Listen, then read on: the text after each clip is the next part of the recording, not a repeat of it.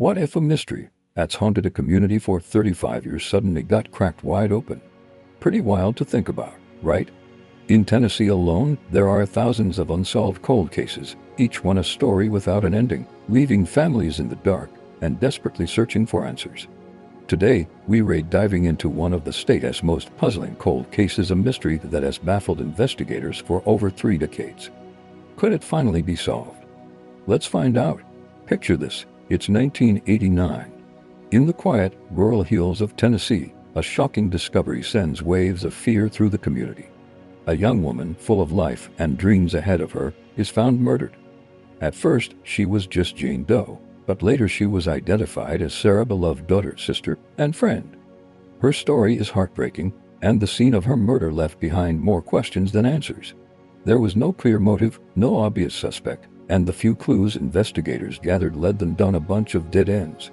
The case quickly went cold, but it was never forgotten, especially by her family and the dedicated detectives who promised to one day bring her justice. So, what made this case so tough to crack? The crime scene itself was like a puzzle with missing pieces. It felt both carefully planned and chaotic at the same time. There were no fingerprints, no weapon left behind, and no witnesses in the secluded spot where Sarah was found. This suggested a killer who was careful, someone who knew how to cover their tracks. But some elements felt almost random, making it tricky to build a psychological profile. Plus, the technology back in the late 80s was a huge limitation. DNA testing was just starting to come around, and the forensic analysis we take for granted today didn't exist yet.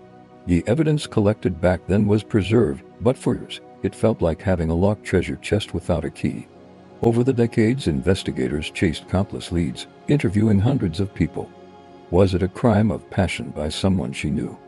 A random act of violence? Or something even more sinister? The initial investigation was a whirlwind. Detectives worked tirelessly, chasing down every possible lead. They dug into Sarah's personal life, her friends, her job, and anyone who might have wished her harm. Several persons of interest popped up early on. There was an ex-boyfriend with whom she'd had a rocky breakup, a co-worker who acted strangely around the time she disappeared, and even a mysterious stranger seen in the area. Each one was thoroughly investigated, their alibis checked and rechecked. But one by one, they were cleared. The trail would go cold only to be reignited years later by a new detective with fresh eyes or a flicker of a new lead. Over the years, theories swirled like leaves in the wind. Some thought she stumbled upon something she shouldn't have, making her a target. Others believed she might have been the victim of a traveling serial killer passing through the state. Each theory was a rabbit hole, and for 35 years, none of them led to an arrest.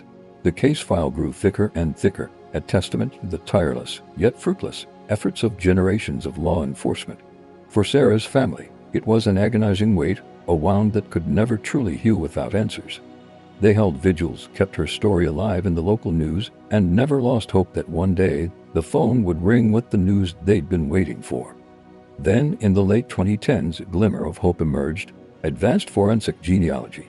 Detective Miller, a cold case investigator haunted by Sarah's file for years, decided to take a long shot. He submitted a tiny, degraded DNA sample from the original crime scene to a specialized lab. This wasn't your standard CODIS database search. This was different. This technology could build a family tree from the killer's DNA, identifying distant relatives who had voluntarily submitted their own DNA to public genealogy websites. It was a painstaking process. For months, forensic genealogists constructed a vast family tree tracing back generations, looking for a common ancestor that could lead them to their suspect. They followed branch after branch, eliminating hundreds of relatives, until they focused on one particular family line that had lived in the same region of Tennessee for over a century. Can you imagine the excitement of finally having a lead after all those years? Through more traditional police work, they narrowed the list of potential suspects down to two brothers who were in their 20s and lived just a few miles from the crime scene back in 1989. One of them had a minor criminal record, but neither had ever been on the radar for Sarah's murder. The detectives needed to be absolutely sure. They began a covert surveillance operation. The climax of this 35-year-long manhunt wasn't a dramatic car chase or a tense standoff. Nope, it was a discarded coffee cup. After weeks of surveillance, investigators watched as one of the brothers, now a man in his late 50s named John, tossed a disposable cup into a public trash can. They quickly retrieved it, and the lab rushed to analyze the saliva from the rin.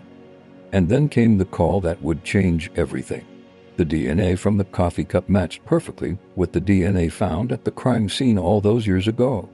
It was him. After 35 years, they had their killer.